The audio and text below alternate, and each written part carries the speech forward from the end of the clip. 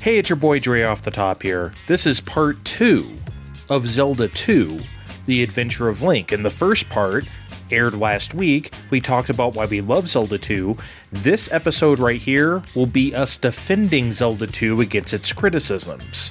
So hopefully you've heard part 1. If you haven't, check the description of this podcast to hear part 1. Also, I need to apologize here up front.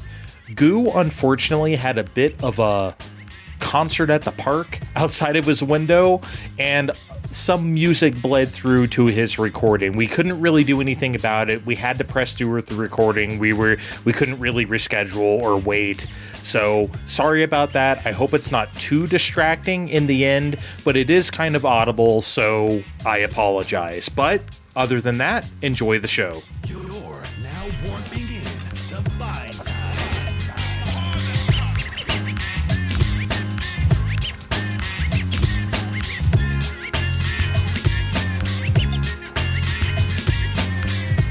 All right.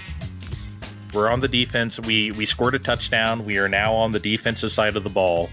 We are going to defend this poor Zelda 2, this poor Nintendo game that sold millions of copies to everybody. So maybe before we get started in earnest, maybe you can tell me, Goo, how people in the Zelda community, or the communities that you're in, think about this game. We talked about it a little bit, but is it super polarizing? It is a split vote. Most people like it. Most people hate it. Tell me what you've experienced. There's definitely different camps. And it's changing now. I think with there's a new generation coming around, so we're seeing a lot of the old discourses kind of get a little bit dislodged and kind of reformed, which I think is good. But yeah, there's all kinds of people. I know people who only like the first 2 games. They're less of Zelda fans, but and in fact, I know plenty of people who are known, like we have some people actually who attended the marathon this year, the speedrunning marathon we do, where they're speedrunners and they've only ever played the first 2 games, and that's what they like, Okay. So there's that, but that's definitely more of a smaller fraction. And then obviously like slightly younger audience, it's just like, it's too hard. Like they have no context for like NES games, they've only ever played like The Legend of Zelda. So to them, this is like a significantly bigger undertaking. But then I think things are changing, because I think one of the most knowledgeable people we have about the game is like one of the youngest people in our group. And I think it's because, one, I think that there's people who are more into more challenging games now. I think that's kind of come back around, where like you have certain styles of game now that are like, that's part of it, is like actually trying to push you and be more difficult, but I would say kind of my age range and a little bit younger, those of us who grew up like throughout like the GameCube and the Wii, that's kind of like where it is, like that's where it gets that sort of reputation that it had with that age of like being the black sheep or whatever. Because again, it's people who like, it's retroactive. You know what I mean? It's not people who knew it at the time. It's like they loved these like Wii GameCube games and then went back and kind of got slapped in the face by the game the first time they started up. And I just have to wonder what else they expected, though. Like, they surely didn't think it was going to be like the games they already played. So I don't know what they may have thought those games were like. That's what I mean. It's like, I don't know if for a lot of them, it might even be like one of the only 2 NES games they've ever played. You know what I mean? That just makes me, I can't even imagine. They don't know where Rygar is. Of course not. They don't know that shit. Good God. They are not. Yeah, no way. But I think it's actually, it's not even, I think that old idea of it being the black sheep, there's certainly people who will say that or whatever. But I think by most fans, especially now, another reason it's changed is there's so many spin-offs and there's the Crypt of the Necrodancer game. There's the Hyrule Warriors games. Mhm. Like, sure, they're not like canonical or whatever, but I think people are more accepting of like Zelda can be different things. And the newer game, the Breath of the Wild and Tears of the Kingdom, have turned some of those people into old curmudgeons, but for Twilight Princess. You know what I Oh mean? boy. They're like, I don't like this game. It doesn't have all the stuff that's staples of the series. That's really not in, every game. But the 3D ones are put on such a pedestal. You know what I mean? By like my age group. So Kevin is a Twilight Princess truther, so I'm used to that a little bit. So like it's just kind of, I don't know. It's a thing. it happens to almost all of especially the older 2D games, but Zelda 2 gets hit a little bit harder. And on some level, like I understand, like I'll talk to some people and they're like, I just kind of like I grew up with the 3D games and I kind of like those better. And I'm like, that's fine. Or like, I don't like really difficult games or what, I'm like, that's fine. You know me I though, think, I'm always very rejecting of I grew up with. Like yeah, that always will bristle me. It always has, I think the difference is like, you kind of mentioned it earlier, but some people, it's just someone I'm talking to about a game and they're like, that's my personal preference. It's when they go online and they're like, this is bad game design, that I'm like, well, you don't know what you're talking about. It's one thing Yes. to just be like, like I'm not someone could be like, look, I'm not a game critic, this is just what I like and whatever. But when you go online or write somewhere like this is bad game design because you don't keep your XP when you die, it's like, well, I don't know if that's exactly right, or like X, Y, and Z is bad game design because it's not like what I grew up with. That's where I don't like it. Yeah, that's the stuff that, well, I mean, it's the stuff I always reject where it's like people say a mechanic is bad. Lives are bad. Limited continues are bad. There's no such thing as a bad mechanic. There's only bad implementation. There's bad execution. No mechanic is bad by itself. That's just not possible, right? Mm-hmm. So, that's the kind of stuff I try to fight against. So, I guess what we can do here is that we can go through some of the common complaints that we hear, and then we can talk about them and see if they're fair or not fair. Spoiler alert, almost none of these are fair. So here's the thing I've heard, and this is something I've heard since back in the day, Goo, okay? This is the thing I hear the most, and I'm sure you've heard it too. People assert when you lose all your lives in Zelda 2, it sucks because you have to start over from the beginning. Right. Okay. That is so patently absurd and false. I don't even know where to begin. I don't know why people always say that about this game. I don't hear true. literally that like as much. I do hear like you go back to North Castle or whatever, but yeah. That's insane though. Like, what do you this happens in every Zelda. Okay, so you die on the overworld in the original Zelda. You go back to that like starting screen, right, on the overworld. Okay, so fucking like every game does that. Well, it's handled differently in different Zelda games. In one of the most egregious ones that like kind of breaks the game a little bit is in Twilight Princess. When you die, when you game over, you start in the same room you were in. That's insane. Where now most Zelda games do what the first one did, which is what I honestly prefer more, which is if you die in a dungeon, you start at the entrance to that dungeon. Which I would actually that's kind of a nitpick I have of this game is like it's not hard to get back to the dungeons, and like you can get back there and refill your magic and life like right away with the red potion. But it's not that it's difficult. It's just like, and again, it's not that long, but it's kind of like, I gotta walk back there. Like it's kind of a pain in the ass. I consider that part of the game though. I consider that part of the difficulty of it, where it's like we were talking about before, the journey. right? That's Mm. part of the journey. You have to, yeah, if you die at that palace, yes, you get put back next to Sleeping Zelda there, and you have to go back to the palace. I don't think that's a big fucking deal. Like you getting there is part of it. It's the gauntlet, right? Mm. Because it's not just that's one of the reasons why I like and look.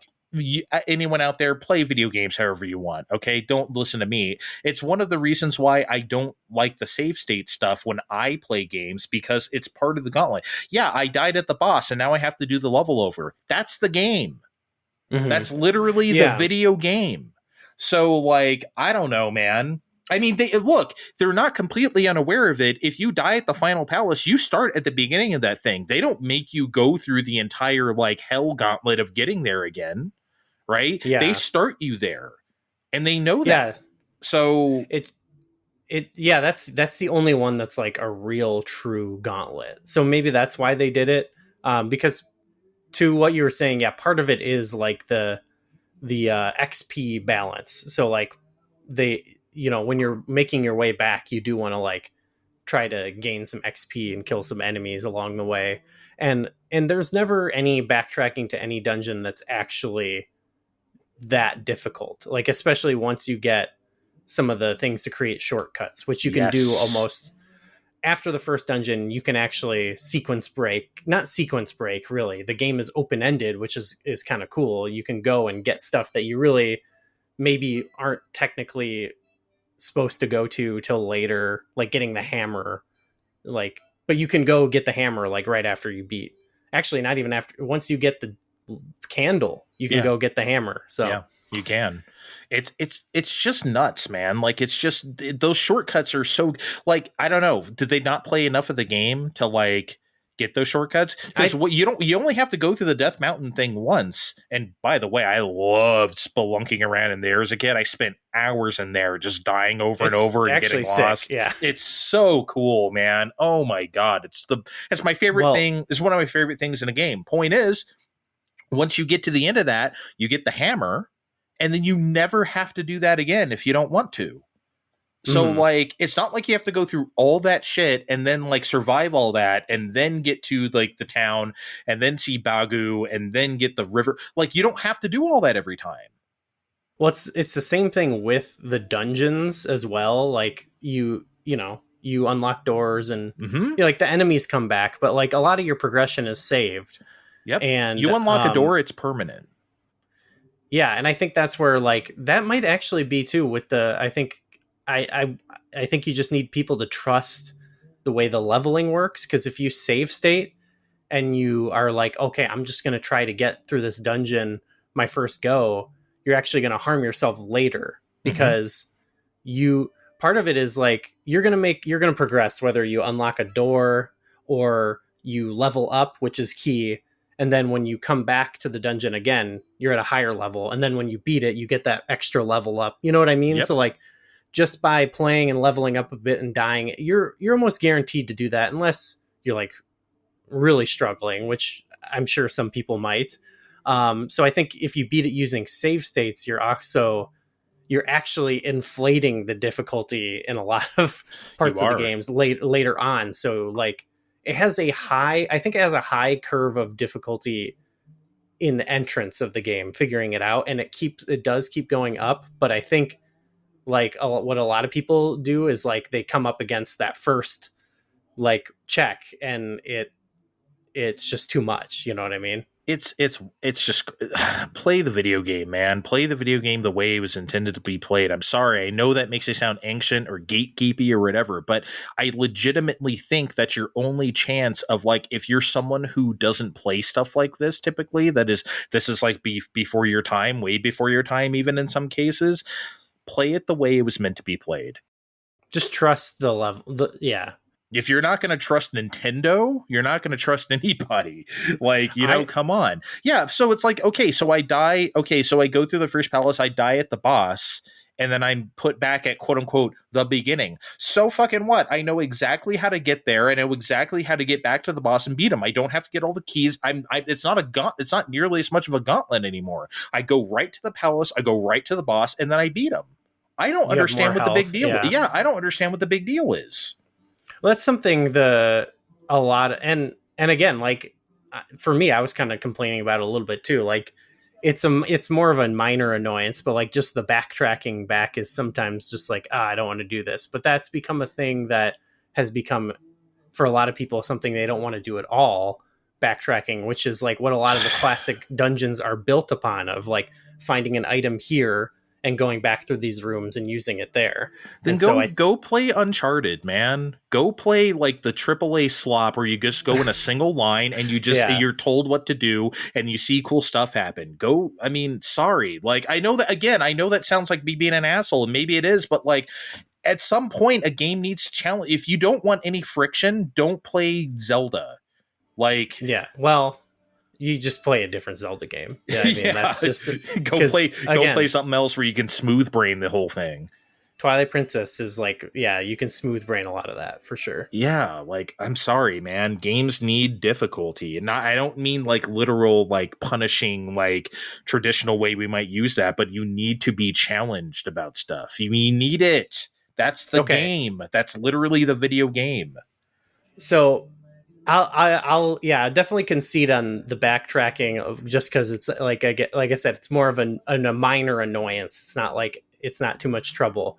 One thing that I feel like this game for me, it's like a little bit too difficult for my liking, is that when you, and I know you're going to disagree, but when you fall in the lava and you lose a life, like that is a little too punishing for me.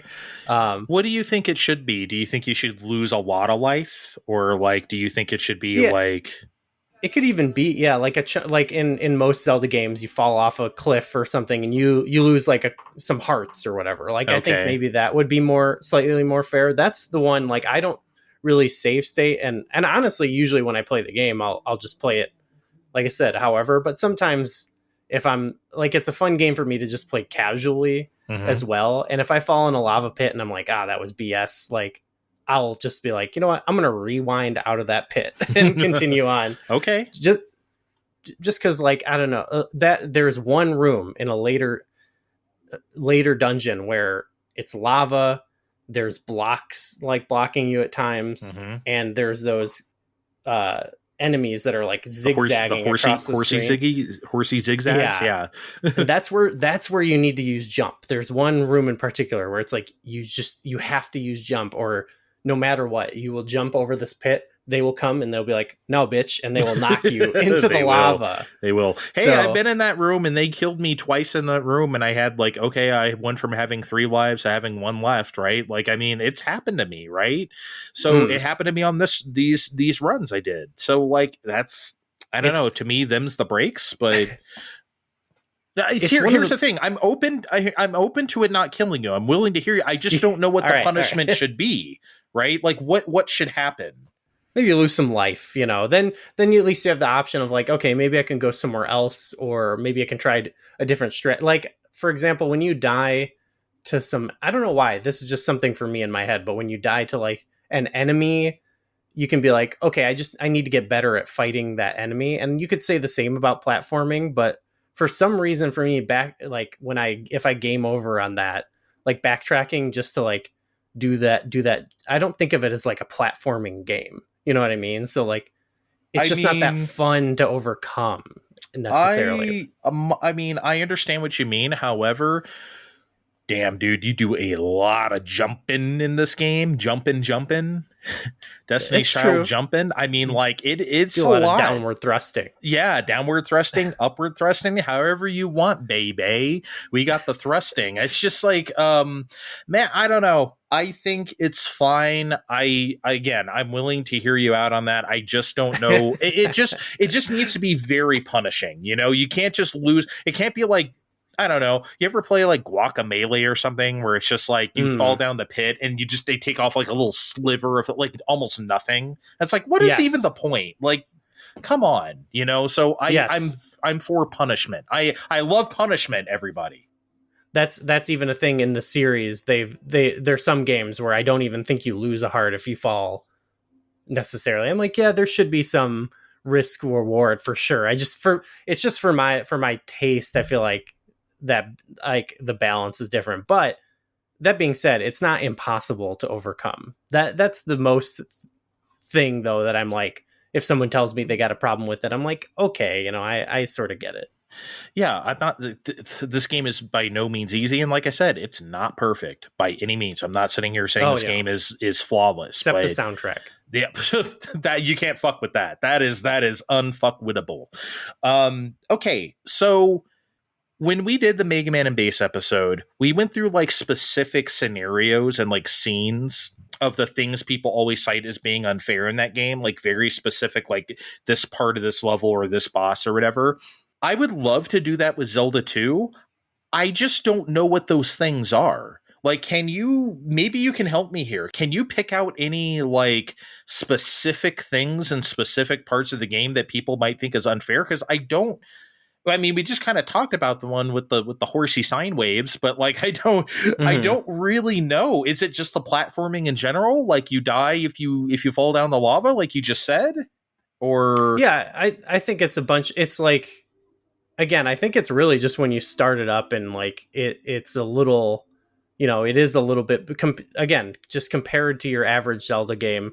Like for example, if you're compared to say the first game, when you start it up, the first 3 dungeons are pretty easily accessible. You can kind of go to them in any order. And like most of the enemies you'll come by are like an Octorok or whatever isn't putting, you don't get to a Dark Nut until level 3. Excuse me, Goo. It's an Iron Knuckle. Okay.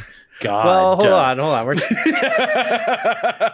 So you don't come up against them until the 3rd level. Like most enemies you're coming across are pretty straightforward. You know what I mean? It's approachable. Whereas this, it does ask a lot. I'm not saying it's unfair, but I think just, again, it's like, yeah, I would agree with you. I don't think it's unfair. I just think it is very challenging.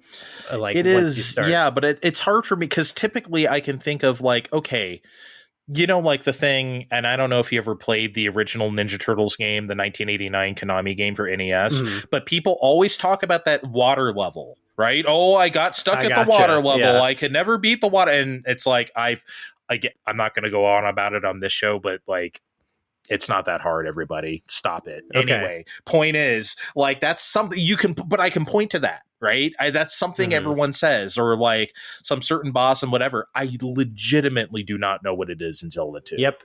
No, yeah, it's definitely not a specific thing, because I think, like I said, I think most people whose opinions of it are like negative probably maybe didn't even beat the first dungeon necessarily. It's more about the general vibe of the game and like, yeah, the combat being so much more of a step up in difficulty from like even Zelda 1.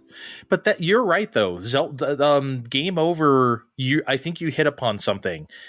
Game over is like the worst thing in the world to some people who haven't really experienced that. And look, man, game over in Zelda 2 is rough. I'm not saying it's not rough to go back to quote unquote the beginning after you're deep in a dungeon and have to get back there. But like you said, shit, if you're at that what's that one palace where you like have to walk over the water like Jesus to get there? Like the island or ocean palace, something like that. Yeah. So like, here's the thing: you can walk along the path. You have the hammer. You bust out the boulder, you go right to the raft, and you don't even do anything on the first side of the map. Nothing will even attack you.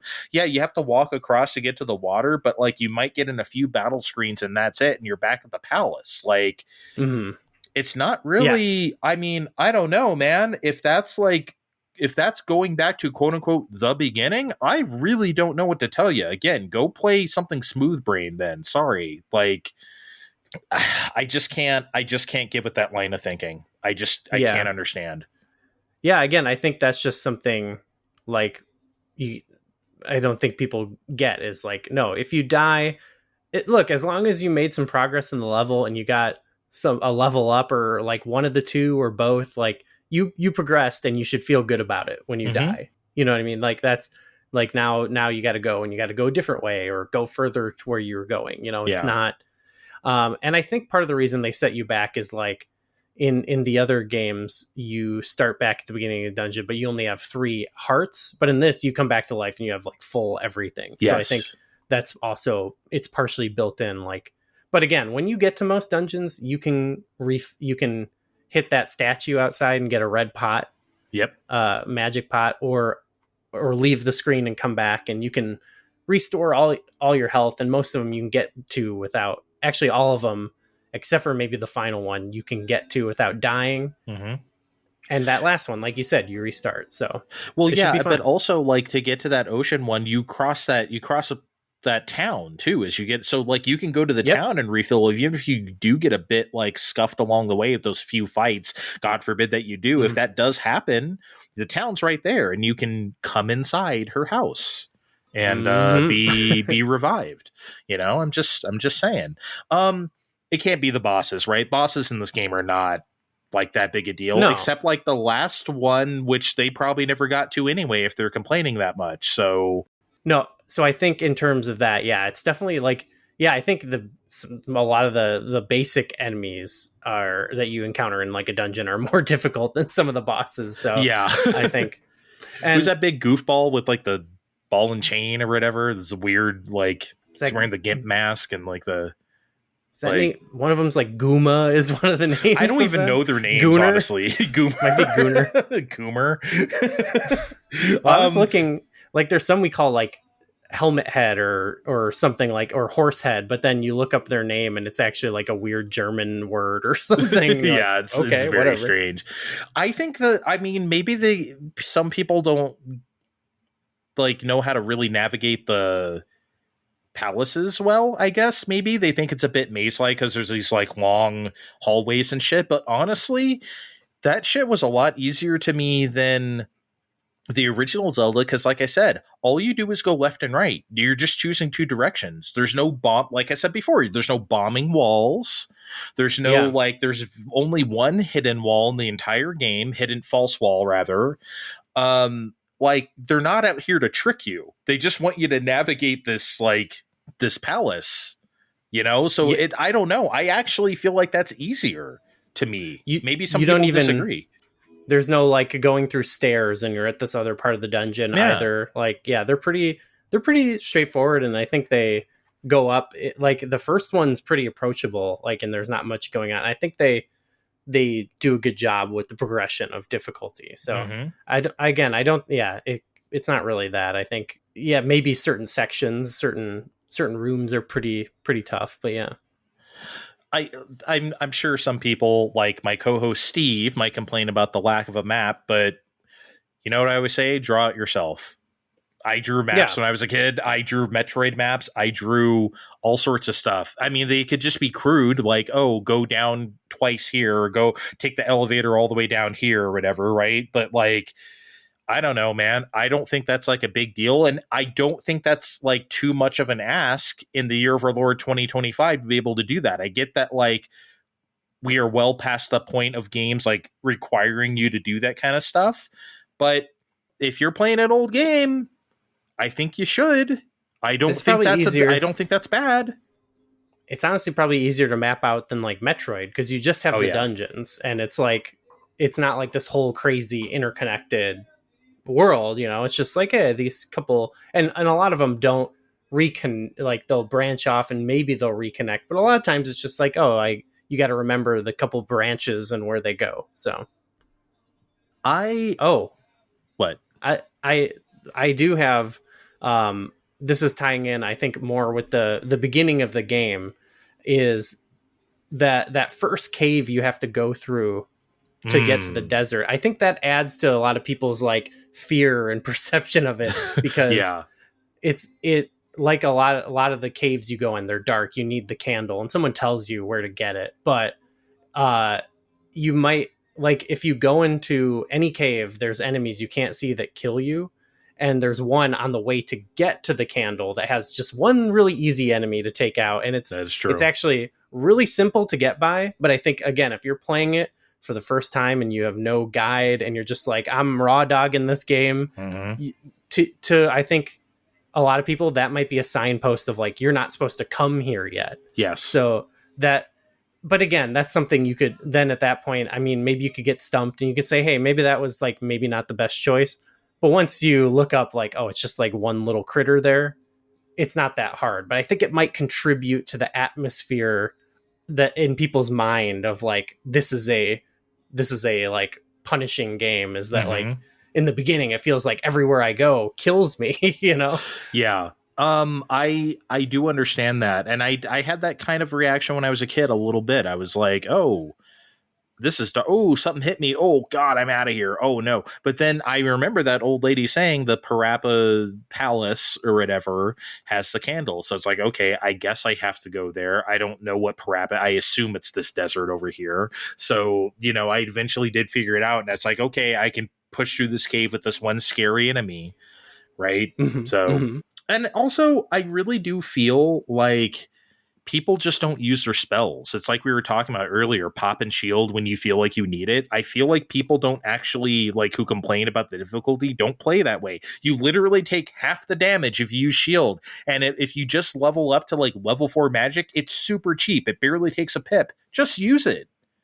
And if you do that and you take a little bit of time to like actually, even honestly, if you want to save state before a iron knuckle and learn how to fight him, like just do that. Like I think that's kind of a big hurdle people have to overcome, is just use your shield, take a moment to like figure out how to fight those guys, and you'll probably be okay. You know, you just got to overcome there's a little bit of a hump there. You got to figure out how the iron knuckles work. Fine time.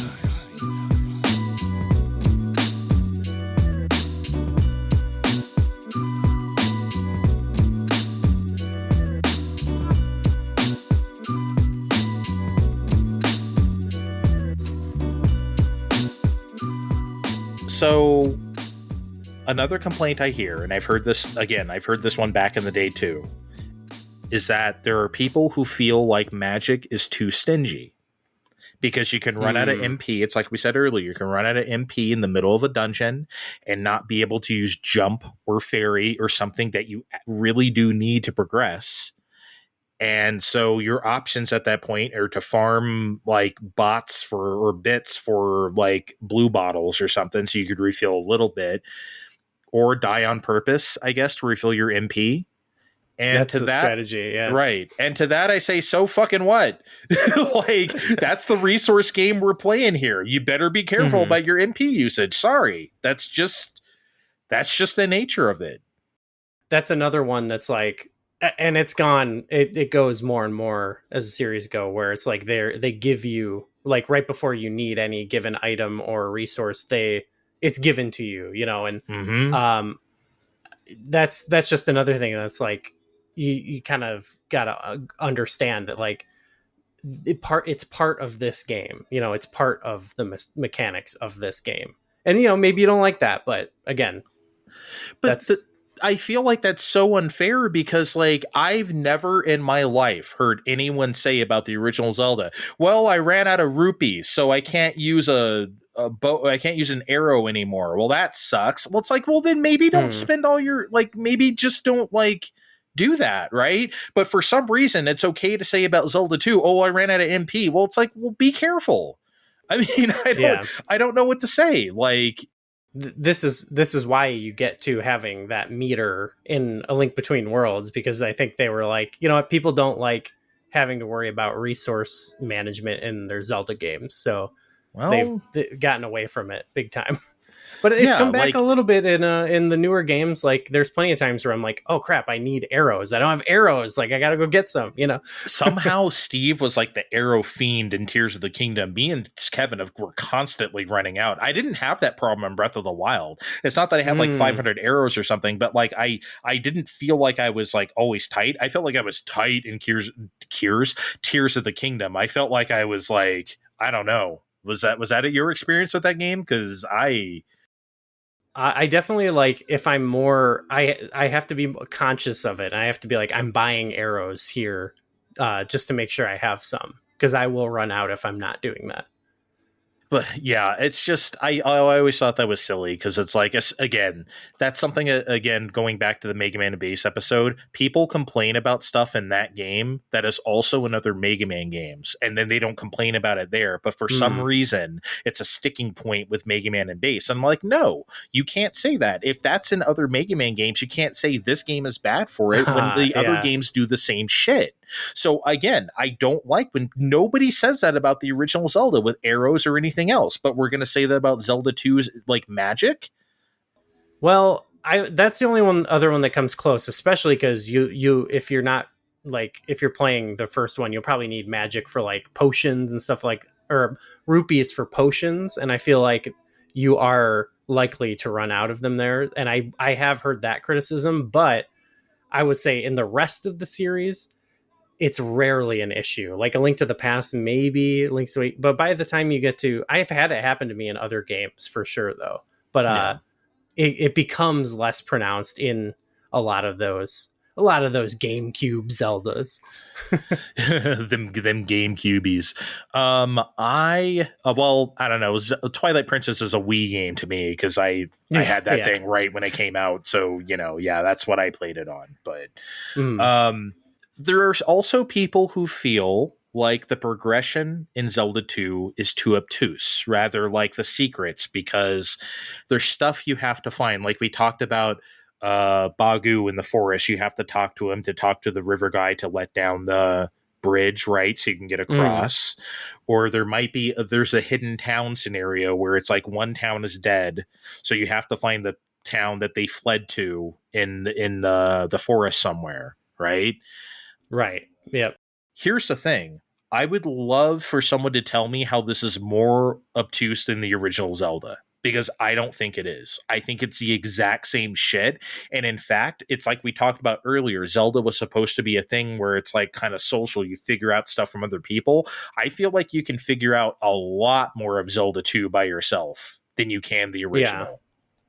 Yeah. Actually, to be quite fair, I've heard not even that long ago, like people who I know don't really love this game by any means, like say that the original is more obtuse. So that's one that I think is definitely I've heard it both ways for sure. But a lot of times when I hear people say they find this one obtuse, they also find the original obtuse, and I think they're both fair enough in those regards. Like they give hints for all this stuff. Sure, you can miss it. Sure, some of the dialogue is a bit funky, but I've definitely seen games that from that time period that are even more obtuse. Like these are, I think, fairly easy to figure out in comparison. Maybe not to other Zelda games where sometimes the journey between dungeons is just people telling you, go over there, talk to that guy, and then that guy tells you go talk to that, like, and there's no gameplay. It's just talking to a bunch of guys telling you to talk to other guys. Yeah. So yeah, fair, I guess. Yeah, man. I just don't think I agree with you for the most part with what you said. It's just that, like, I don't know. Okay, so like the original Zelda is considered this iconic thing, right? And Zelda 2 is, has its fans as well or whatever. Because a game is iconic, you know all the shit about it. You know that you're supposed to push this, to do that, to whatever. You know all the stuff because it's been talked about to death. Even if you never played the game before, you're going to know stuff. So, like, is the original Zelda actually less cryptic, or does everyone and their mother just happen to know what the obtuse bullshit is because it's something that's iconic, Yeah. Well, yeah, again, I think that's one that it's not set how people feel, and I think so because it's more the original, because the original game is slightly more approachable and it's more similar to like what like A Link to the Past, say, in like the top down gameplay. I think people are just in general more accepting of any BS that might come with it because again, it's not, they feel like the Zelda 2, they feel like it's hostile to them, Yeah. They're always under attack. So like the puzzles, that's what makes the game fun, baby. Yep. You're always under attack. But I don't know, like there's also people who might say that like the translation sucks in Zelda 2, right? And it does, but like I'm sorry. I mean, the original Zelda has a whole thing in the manual about an enemy that you can't kill with the mechanism in our NES version of the game. Right? There's like an entire thing about that. I'm sorry, we're talking about that game, right? Like, Zelda 2 isn't written the best because they only have so much space to write stuff in English, but like, I don't know, man. Compared to like the Pole's voice thing, which confused the hell out of me as a kid, I'll take Master is in woods north of river or something, but talking to a slime 5 times or something. Like, I'll take it. Yeah, honestly, I think it's better. Like people like the I am error talking to you, like that becomes very memorable then, because when someone's like, go talk to error, it's like, oh, okay. Like, yeah, I know who that is. It's obviously very confusing as a kid. I am error. It makes you think, I mean, I thought the same thing everyone else did. I thought something was wrong with the game. I am error. Why would we think someone's name is error? Right. And then his brother's name is Bug or Bagu, mistranslated, right? Like the whole thing is a clusterfuck. I get it. At the same time, I figured out how to like do that as a kid. I didn't need to, like, I did it. Go talk to the guy, go talk to him in the forest. Okay, we found the right spot in the forest and we talked to him. And then we cross. Like, if I can do that when I'm 6, I'm sorry. Like, I don't want to hear it. Again, that might be something that again is just solved by like, hey, let's all chat and talk about it and be like, hey, this guy told me something about a forest. You know where that is? You know, maybe ask your friend if you're lost. But I think of most of these, you can kind of put 2 and 2 together and figure out where to go. Yeah. And it's also like, I've talked about other games that are a bit of like, side-scrolling action adventure games like Goonies 2 or Castlevania 2. Castlevania 2 is actually impossible to figure out on your own. You can't. Yeah. Mm-hmm. Like, people will lump this game in with that, and I don't think that's fair. No, you cannot figure that game is. You want to talk obtuse? I've never figured out that game by myself, and you will never. So, I mean, look, I'm not saying the game isn't fun, but you better know what to do, right? You don't have that in Zelda 2. Also, there's a lady, because like you were talking about the freeform nature of it, going to different palaces means that you can actually fuck yourself if you like do stuff wrong or you're trying to do stuff out of order. There is an NPC that actually does tell you use keys in palaces they are found in. She does say that. And I've done that as a kid. I've taken key. Oh, I can't get past that part. I'll go to this other place and get a key and then like come back here. I've done that too. I've done that as a kid. And that was the wrong thing to do. The game warns you against that. Well, they have to, because in Zelda 1, you can get keys in a shop and use them. So yeah. Yeah. I don't know if I have any. I think I covered all the big. There are people who think like the final palace is like impossible to figure out on your own, and I don't believe that's true. You just you go, like I said, you only can go left or right. You go enough directions, you will figure it out. And look, I always put enough space between my Zelda 2 playthroughs where I don't remember how to do that shit every time I go. So like I figure it out every time, and I have to relearn it.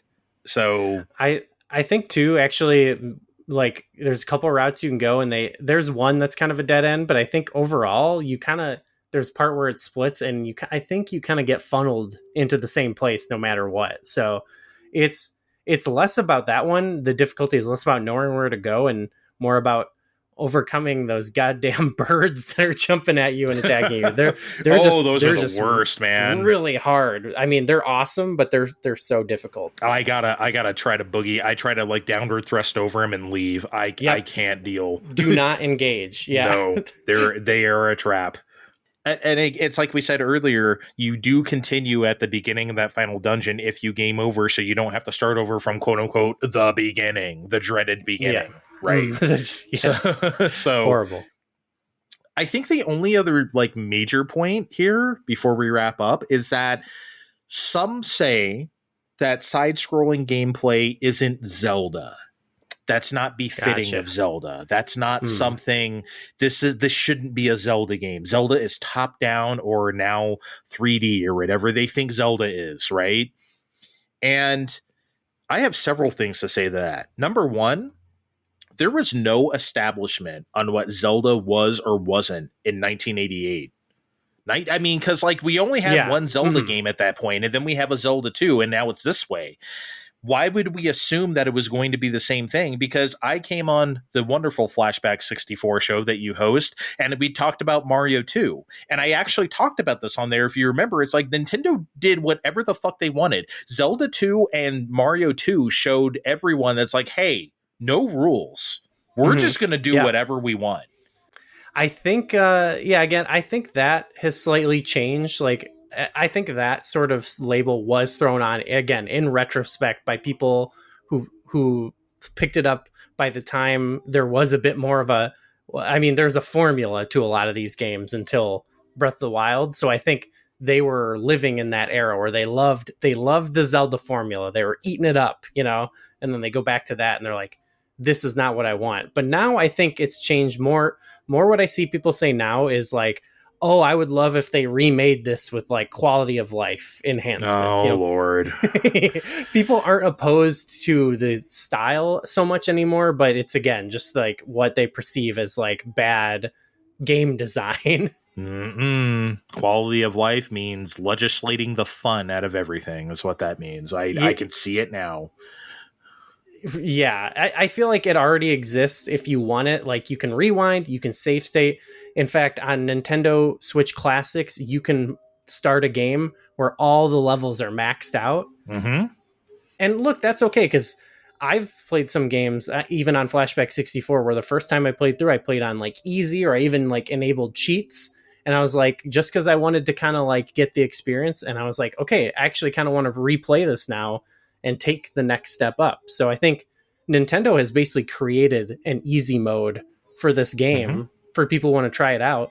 So I would say, hey, try that out. But then, you know, maybe you get familiarity with it and go back and just try it like the way they originally released it. And I think that's fine. They do not need to like remake the game. That's silly. They could do a new game that's in the style, and I'm sure it would be easier. I'm sure it would be, but that's fine, you know? Well, that is funny because, like, I don't know if you know the development team Inti Creates. They did the Mega Man Zero games, Mega Man ZX, Gunvolt. Okay, yeah. They have been rumored for years to be doing a Zelda 2 remake. Now, I don't think that's true. I've been hearing that off and on for like 10 years, right? Since like the Wii U, that's like a Wii U era rumor, that is. But okay. Wow. I think they would be fantastic at it, and it's made me think, like, what would a Zelda 2 remake be like, right? Now, surely they would do the smooth brain quality of life stuff, right? But if they could have like a classic mode too. Yes. Yep. Exactly. Yeah. I think that's totally cool. Yeah. I think that would be great. But like, man, I always... Shit, I think about that all the time. I would love Zelda 2 to just get even just a visual facelift. You know, I would like a Link's Awakening 2019. Just make new graphics. It could be 1-to-1 remake for all I care. Honestly, I want a new game in the style. Like I'm so down for that would be the dream, right? That would be the dream. But you know, I just in lieu of that, I would take a remake. Yeah. But like. Anyway, but yeah, like when Link to the Past came out, yeah, that went back to like the top-down perspective, but it's nothing like the original Zelda, in my opinion. I think it shares a lot of similarities that like you can sort of see. You can see the like progression of like, you know, they took that game and like there's a lot different. Obviously, they expanded upon it so much, yeah. But I would never say like, but the way you do stuff in Link to the Past is nothing like. It's not the way you progress in the original at all, right? Oh, so yeah, like, yeah. I would never say, oh, if you like Link to the Past, play the original Zelda. I mean, I don't know. I don't think those things are like. Equatable, and that's and that's kind of the reason why I keep using the original Zelda as like a touchstone here while talking like criticisms, because I want people to understand, like, when Zelda 2 came out, there wasn't all this other, like, there wasn't all these other games, and you've said this too, like, there wasn't all this other history of Zelda. We just had this. And I gotta say, even that game and even A Link to the Past, like with certain parts of our community, younger parts, like those games don't even really get much respect anymore. Even A Link to the Past, like if you go to like a regular not right, like a general gaming outlet or whatever, and they rank all video games, right? Like A Link to the Past will be in the top 5, like almost certainly on your average gaming website. I think if you look at some of ours, like sometimes The Link to the Past isn't even in the top 5 because it's speaking to Wild. specifically our like audience, our community's age and everything. So like, I think, you know, if you're trying to come in here and say like, hey, like it's these games have this, I think some of those people would say, well, yeah, they're also old and hard. You know what I mean? So yeah, but I think it's changing because I think for all these games, and Zelda 2 is included, this speed running is super big. And I think that's why some of our younger people like it, because they grew up in the age of like AGDQ and like watching these speed runs. And I honestly, I don't know. I'm sure speed running like Ocarina of Time might not be as hard as Zelda 2, but I think at some level, when you get to a speedrunning level, like the difficulty becomes like the difference becomes negligible because it's so precise and so hard no matter what. So I think people are starting to appreciate it on that level, like compared to the other ones. Like to them, it's just as fun to watch a Zelda 2 speed run as a Twilight Princess, or maybe even better because you can play it in an hour compared to like 5 hours or whatever it is, you know. I do not speedrunning is not something that's ever interested me. That's not something I don't watch it. It's just not something that's for me, which is fine. But like I can see how someone like younger people might, like, who are into that kind of stuff, might see the gameplay that way and be like, oh, right, maybe appreciate something at least. And it gets cited like it gets cited by certain developers, like Team Cherry name drops Zelda 2 sometimes as like an inspiration to them. So I think people who grew up and they like Hollow Knight or whatever, obviously they're way different games, but I think people can grow to appreciate that plays a part in like this modern game that they love, you know. Have you ever heard the episode where because Kevin loves Hollow Knight, he puts on the Silk Song clown makeup every time there's any presentation. He insisted me and Steve played it, and we did not like it. Really? he was very distraught by this. Well, I mean, I love the game, but again, I'm not gonna get into it here. Steve was much harder on it than I was. I was like, I could almost like this if this were just a little bit different in a couple ways. And you know, one of those ways is actually combat. Like coming back to Zelda 2, I did not like just stabbing stuff with that toothpick of a sword. It just did not feel good. It was just not like, I don't know, man. It wasn't for me. And maybe you could say it's not about combat, but you sure do a lot of it. It's definitely important. Yeah. You sure do a lot of it. Anyway, just going back to the thing of like, when you say something about one game that you don't say about another, nobody said like, this isn't Zelda when Ocarina came out because it's 3D and completely different. Nobody said that about that. Everyone just is like, oh, this is the best game ever. Right. But for some reason, we want to say that about Zelda 2 being side scrolling. Like nobody, like, I don't know why it's okay to say that about Zelda 2. But when the 3D games happen, it's like, well, this isn't what I played before. Well, no shit. It's something different. Yeah. Like, well, you know, again, I sound like a broken record here, but I think that comes from most of the people who feel or felt that way. It was like, after Ocarina of Time was even released, like after multiple games after Ocarina was released. So by that point, like it looks like to looking back to people, it looks like, okay, you had the original. Zelda 2 was different.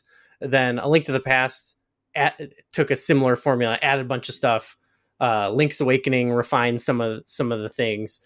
Ocarina of Time moved it into 3D, and then since then we've been living in the Ocarina of Time's shadow, and and the people, again, love all the games that are like trying to capitalize on Ocarina of Time again. That becomes like the standard of the series in most people's mind, like of a certain age. You say Zelda and they picture Link from Ocarina of Time and his, you know, his vibe and his look and his gameplay style. So then because it persisted for so long. And so they look at that original one and you can sort of see how it got to what they love. So like, they appreciate it more, and there's a lot more iconic stuff like you mentioned, where it's like Zelda 2, there is stuff, but like we've talked about, like it doesn't always come back and it doesn't always get referenced. So yeah, nobody said it at the time. Nobody said it when it came out. People loved it. I think I've seen like it ranked by many people as like one of the best NES games. But yeah, it had that perception for probably people who are like 20s and 30s who feel that way. But I think the younger generation and who are honestly like the speedrunners I know are the people who play. They're the older generation. I think there's maybe a handshake that can happen, and we can bring Zelda 2 back to its glory that it Basically, deserves. we're just skipping over the Zoomers, right? And we're just bringing it to maybe Gen Alpha will be Zelda 2 truthers, and we could finally. They gotta be.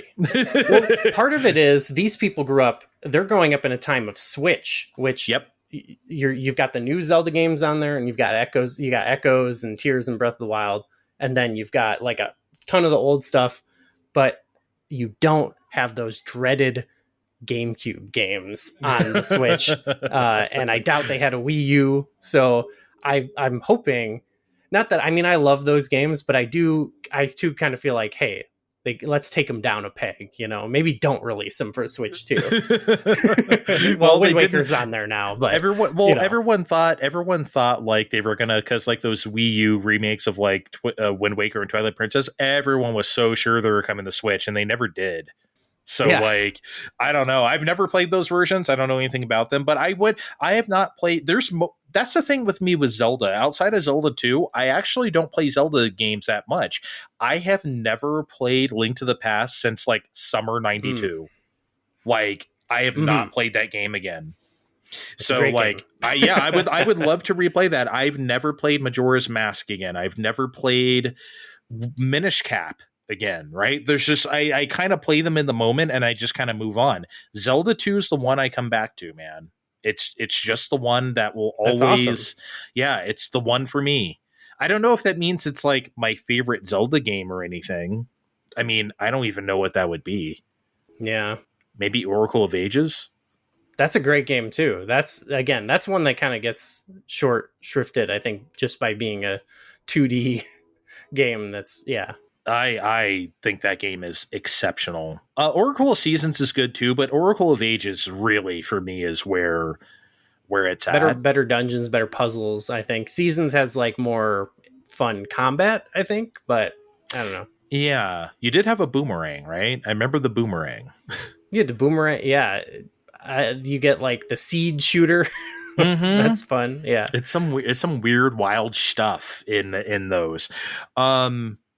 Yeah, the DS games can take a hike. But and like I said, if they ever do remake A Link Between Worlds, I'm not picking up a 3DS again. If they somehow put that on Switch too, I'll play it. I'll piss myself off. There's, I said that one thing that you probably won't like, but it did make it so like you can explore, you can do the dungeons in different orders and stuff. So like it's kind of a step towards what they did with Breath of the Wild of like trying to make it a bit more open-ended. So I think that it's got a lot going for it, You mentioned like, people with the stuff they, again, quote unquote, grew up with.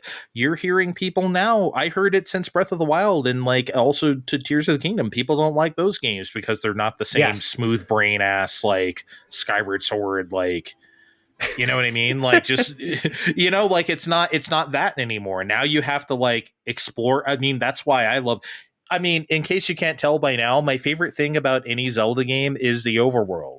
And that's the entirety of those two games. It's like you just get to go out there and fucking roam for literally hundreds of hours if you want to. And oh my God, right? That's what I like about them, because I like seeing the people who are being like, you only like this thing because it's old. Like now the tables have turned, and so I just get a bit of a kick out of that, and it makes me feel good. So I love them for that.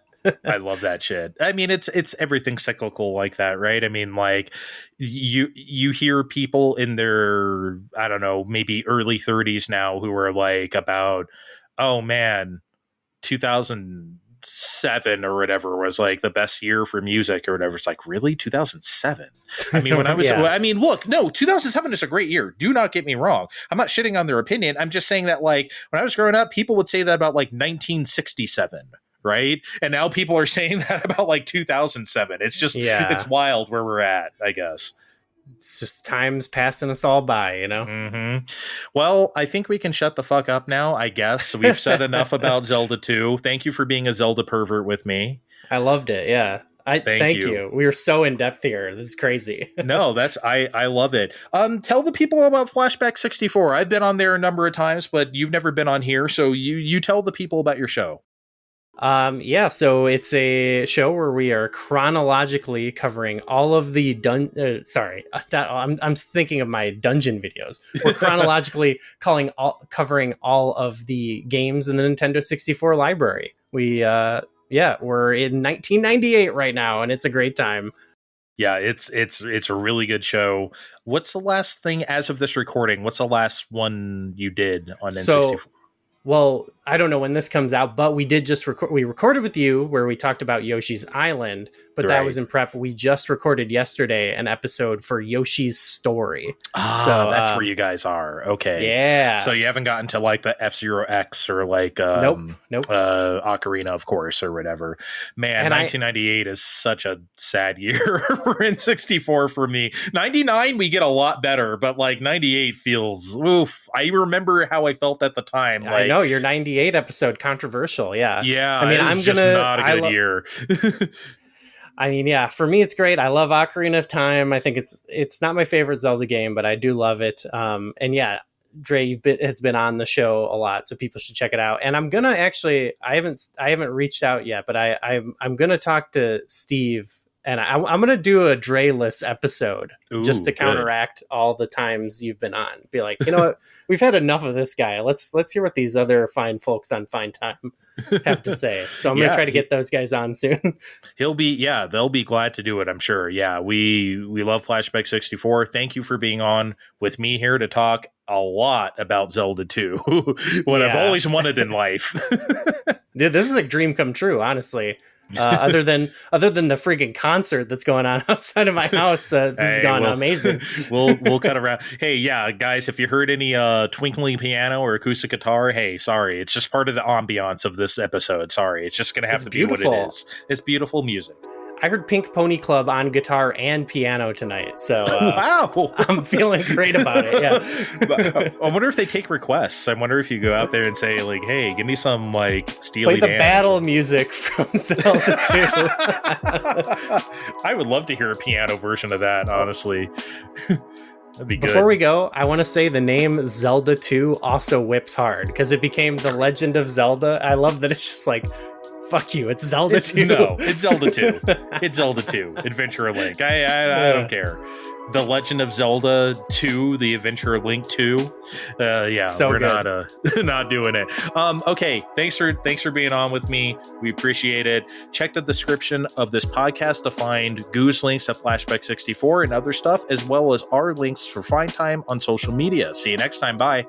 We'll see you next time on Fine Time.